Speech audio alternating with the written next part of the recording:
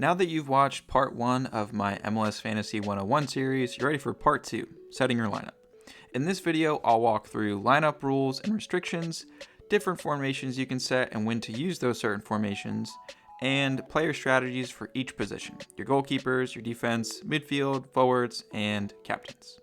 Getting started with your lineup rules and restrictions. So each week you'll select 15 players. Yes, you'll have 11 on the field, but 15 in total, and you most likely will actually use those guys on your bench. So out of those 15 players, each week you need to select 2 goalkeepers, 5 defenders, 5 midfielders, and 3 forwards. Also note you can only have a maximum of 3 players from each MLS team each week. So be strategic on where you pick your players. Load up on keepers and defense when a clean sheet chance looks good. Think of like the 2022 glory days of the Union's defensive trio of Wagner, Blake, and Glesnes. Or you could load up on offense like last year with Galaxy's Puig, Peck, and Paintsel when they were playing someone like 2024 San Jose Earthquakes. Now let's talk some of the different formations you can set. 3-5-2 with 2 defenders and 1 forward on the bench. You've got your 3-4-3 with 2 defenders and 1 midfielder on the bench. You've got your 4-5-1 with 1 defender and 2 forwards on the bench. You've got the classic 4-4-2 with 1 defender, 1 midfielder, and 1 forward on the bench. The 4-3-3 with 1 defender and 2 midfielders on the bench. The 5-4-1 with 1 midfielder and 2 forwards on the bench. The 5-3-2 with 2 midfielders and 1 forward on the bench. When you start the game, I think it's at a 4-4-2, but you can change your formation pretty easily. So I know it makes sense. All right, maybe I don't want Jordi Alba. I can change him with Aaron Long. But all you have to do is click this little sort of transfer icon looking thing.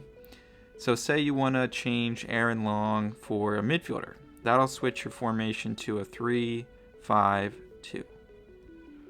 So now you've got 3 defenders, 5 midfielders, and 2 forwards. And you can change it up.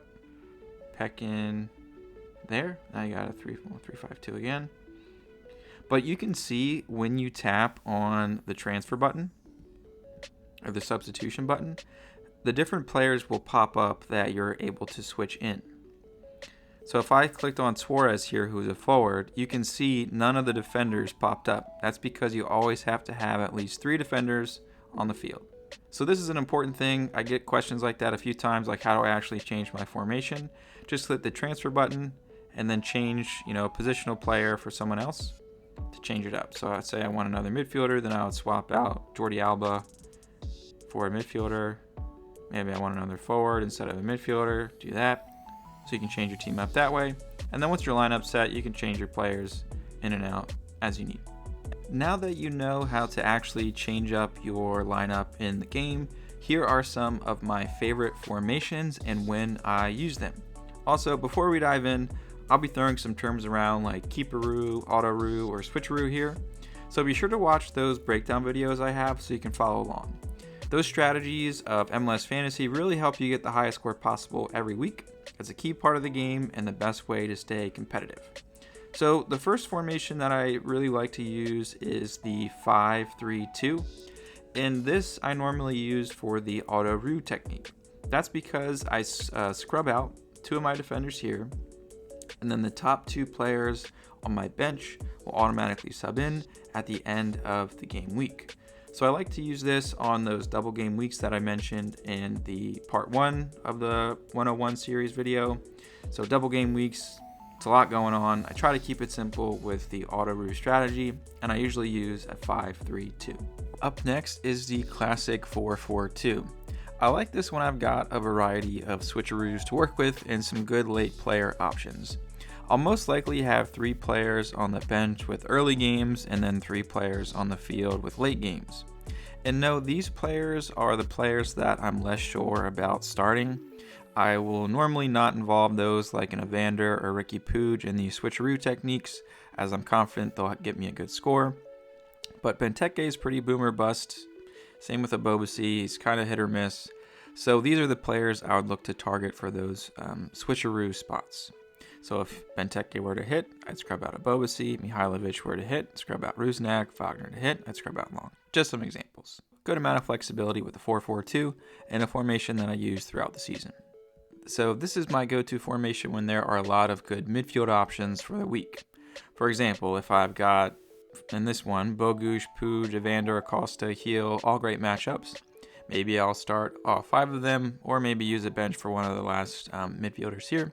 But this is quite a common lineup that I have, or formation that I have throughout the season. And my last formation that I go to is the 3-4-3.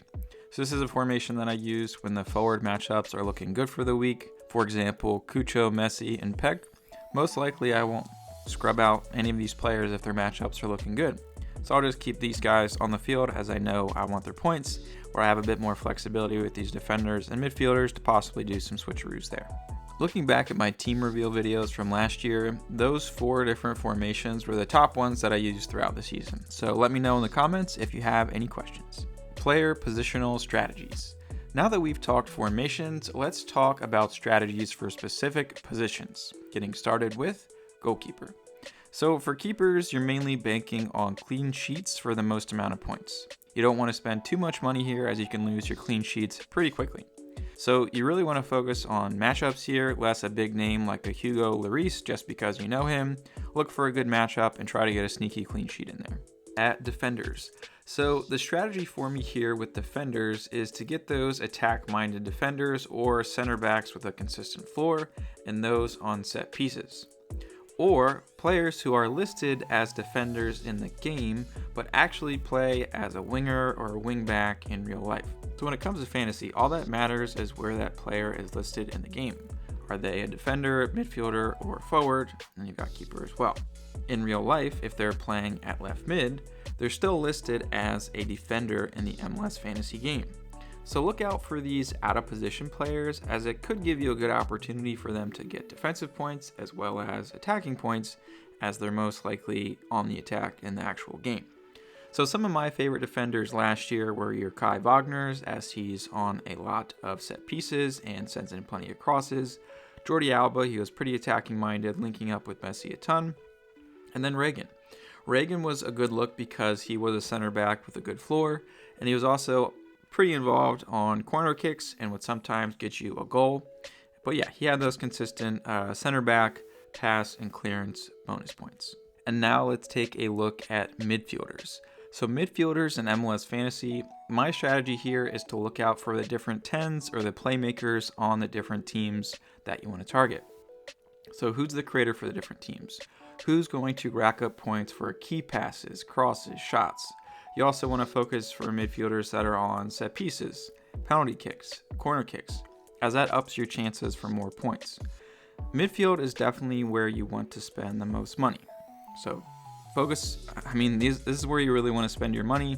This is where you get the majority of your MLS Fantasy points. So some of my favorite midfielders last year, your Puig, Acosta, Evander, Bogusz plenty of times, and Heel when he was having a good week.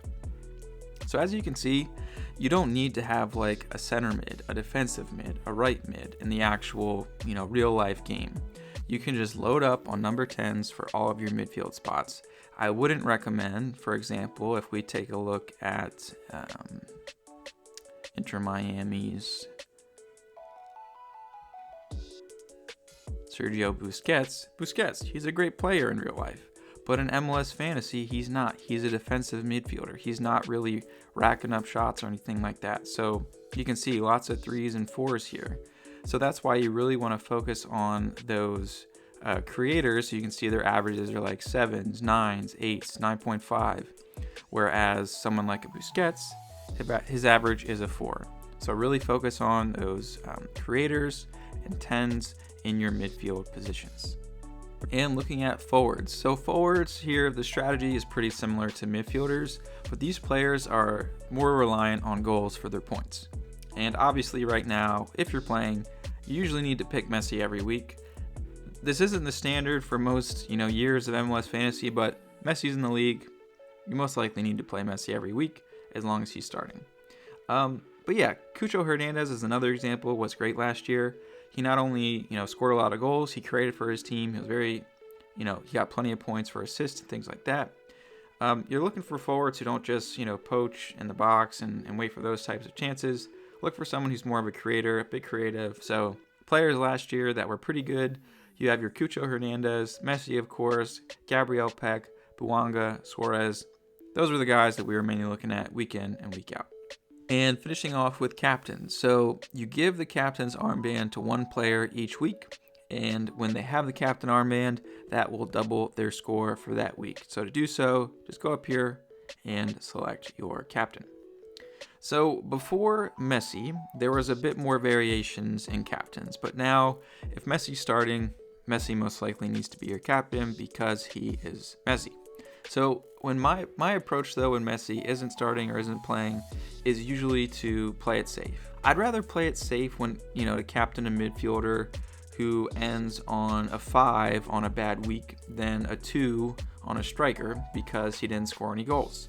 Everyone is different, but my guidance, just to keep things consistent, obviously captain Messi if he's starting, and if he isn't starting, I usually look for a midfielder with a good floor and also has a chance to pop off. So Ricky Puig was popular last year, Bogusz, Acosta, Evander, all my favorite types of captains picks for the 2024 season. It's a bit of an art form setting your lineup each week and keeping up with who's starting after team lineups drop before games. So go check out my MLS Fantasy Weekly Playbook video to see what I do to prepare for each round and how I update my team once games start.